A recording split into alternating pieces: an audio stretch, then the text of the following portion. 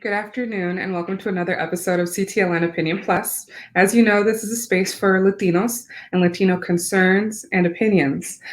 This week, we are speaking to Natasha Pierre, the state victim advocate for Connecticut. Welcome, Natasha. Thank you so much for joining us.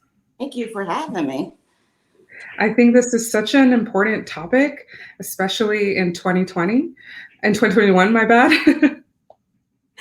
It seems like it's still 2020. Doesn't it? For those that are unfamiliar with your office, can you give us a brief explanation? Yes, so the Office of the Victim Advocate is there to help crime victims when their rights are when they're not allowed to practice their rights to be involved in the in the court process. And there are several constitutional rights that crime victims have in Connecticut that they can utilize when a case happens. And so if any of those are denied on any level, we get involved to try to prevent the harm before their case is resolved. And I can list all the rights if you like me to. I wanted to ask, in what way would a victim's rights be denied? In what case? Yeah, so and they're not big rights. I mean, victims have the right to be treated with fairness and respect, to be protected from the accused, to make a statement, to go to any hearing that the defendant can go to make a statement about their plea bargaining agreement or the sentence, and to get information kind of about their status when they're in prison, like if they're getting let out or anything like that. So sometimes they might not get proper notice that a hearing is going to happen, so they'll miss a hearing and miss their opportunity to hear something. And when that happens, we can't do much about that because we can't make them redo the hearing. But they also might miss their opportunity to make a statement about how they feel about whatever agreement has entered, how the crime has impacted them, if they need restitution, any of that stuff. So if they miss that opportunity and then the case is closed, they never can go back and do any of that. So once they get to DOC, like once they have a sentence, from the court's perspective, the case is done unless there's some violation or some other circumstance. You know, once they're in prison, they're under DOC.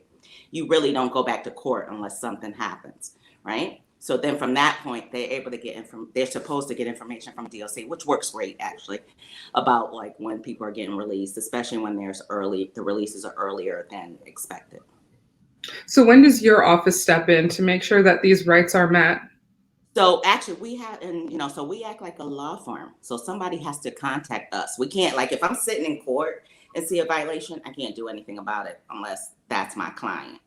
You know what I mean? So it happens when they recognize that their right they wasn't allowed to do anything, and then they call us. And generally the courts let them back in to make their statement. It might not change the decision at all, but at least they got that right to do that.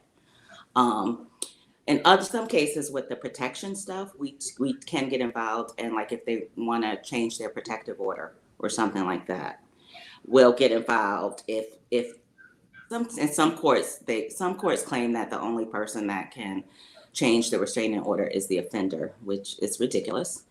And when they tell clients that, then we step in and say, oh no, that's not the case, and we'll file a motion so that they can get at least ask for the protection they want.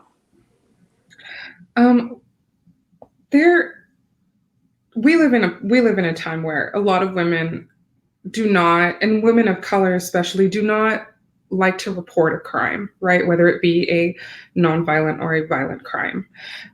Is there any way to ease the reluctance to report a crime? Not really, because that's a personal decision. All we can do for them is say, we'll help you through this process, but we're not the ones living in their home or their environment or whatever that might influence them not to do something. We also can't guarantee protection if, I saw in your notes, you talked about a legal status. We can't guarantee that. So I totally understand when victims are hesitant because we're opening a can of worms for them, and we can't make any guarantees for them. So I think it's just having that relationship with that person and letting it be their choice. And so that's why when people don't file, we just have to be like, okay, that's your choice. Here are some other resources maybe to keep you safe in the meantime. But you can't, I don't know what we can do to encourage that, because we just have some very serious laws that can impact people. We also can't, we're not in their home and helping them through the day to day. Right. So it takes a great deal of strength. I think for victims, my office wouldn't be the one to help that, like help them go, because we're after the fact and all of that. If they have a relationship with a local community organization that works with maybe DV, whatever their issue is, but DV, sex assault, if they build that relationship and trust, then maybe they'll take that step forward. And also if they have some kind of safety plan in this place, if they have a place to go, there's a lot that kind of has to be the groundwork before somebody does something, and unless you're in it, you can't really see it. I think my office is a lot better at that. One, I'm a social worker also as well as a lawyer. And in the past, I actually represented domestic violence victims in family law cases. So we have a different approach, and in Connecticut, we try to be victim friendly. Not just my agency, anybody that works with victims, and put the choice in their hands rather than us saying you should do this, you should do that, because, but as I said, we're not the ones having to deal with the consequences. It's good to know that you have been on both sides of the aisle, so that you can empathize with the victims as well as have the tools necessary to help them out once they do reach out.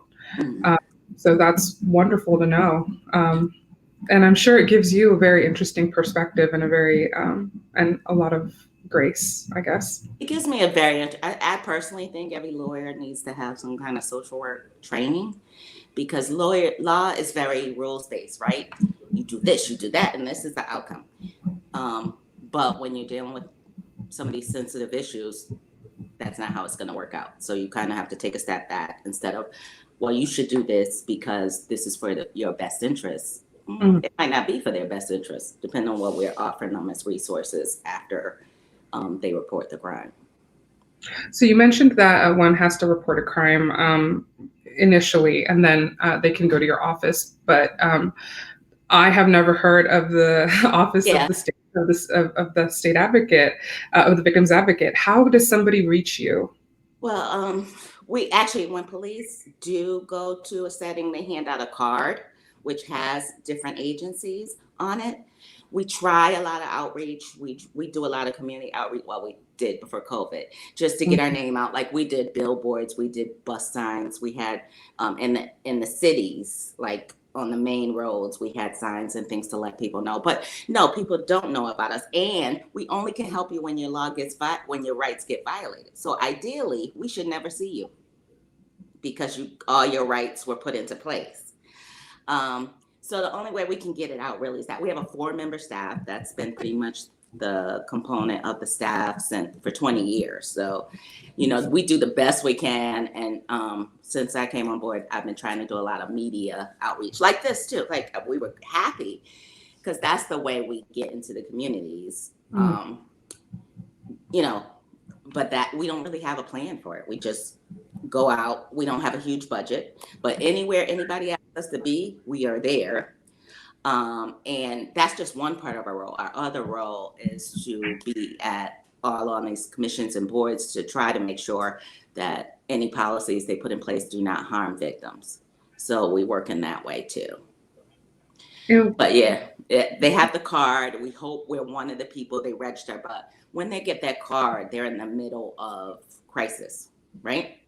So they have a lot of issues. We also have materials in court though too, like in court where they can get a brochure about their rights. In court, they have court-based victim advocates through the Office of the Victim Services who also help them with the information. So sometimes if there's a violation, the court-based victim advocate will say, well, contact OVA to help you with that, because they can't. That's not their role. Okay, understood. It's really good to know. Yeah, and it's confusing because we have the same names, but yeah, we are my agency, OVA, is about enforcement. You don't, we try to come in to enforce the rights. Mhm. The court-based people help you through the process, right? So they're the ones sitting with you in court on your on the regular issues, waiting for your time. Maybe they'll even read your statement into court if you can't. So it's a different kind of relationship, but we work together in some aspects when this happens. I have one more question, and it's about my community again. There are a lot of people that have a working immigration status, correct? And they are afraid to report a crime. They are afraid to report when their rights could be violated. Can you tell us about the T visa and the U visa, and if there's anything that could put immigrants and those in the immigration process at ease? I actually didn't know that was a question. I don't have a lot of details, but we do help with that process of T visa. So that's one of the services you can provide beforehand, right? So if they say, this is going on and I need this protection before I start. We have worked with police agencies to sign off on the visas, and it works well, but it takes a lot of time and diligence to get them to really do what they're supposed to do. So that is one alternative, but it's kind of like you're chasing your tail, right? Because you want to do that probably before you even file, but then you don't have the case to help you get it without reporting, right?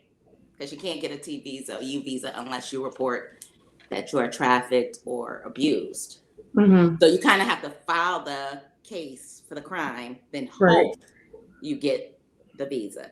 Now, there are some groups, not necessarily in Connecticut, or not in Hartford area, but in New Haven, they have a group called, I believe it's the Connecticut or New Haven area, Connecticut Immigration Group. I'll get the exact name to you, where they would be better to go to them first. And they'll help anybody in the state. To go to them first to have them really evaluate kind of your immigration situation and what's the best route for you. Okay. That was, this is really informative. Thank you very much for taking the time to talk with us. You're welcome. Thank you. And thank you very much for having us. We appreciate any opportunity to get out that we are here and want to help when we're able to.